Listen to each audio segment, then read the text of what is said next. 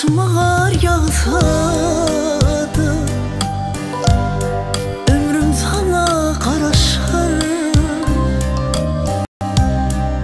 Nece ağır dense de gözüm sana karaşır. Uçarıklı giyin dünya şiiri bir dar gönlüye gelecek yalgıya mendil sana karaşır.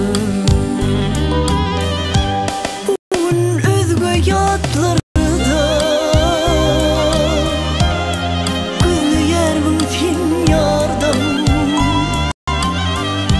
halaf edecek otlarda sevgim sana karaşır. Bugün özgü yadlarda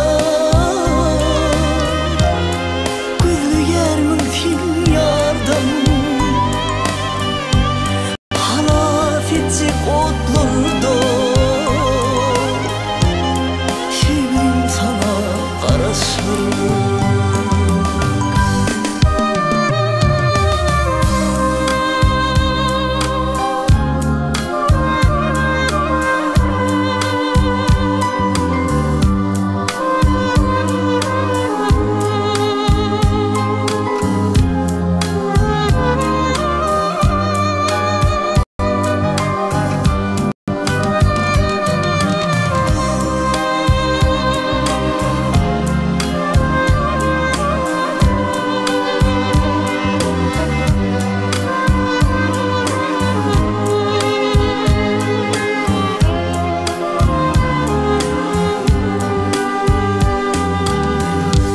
Unutsam da ödümü,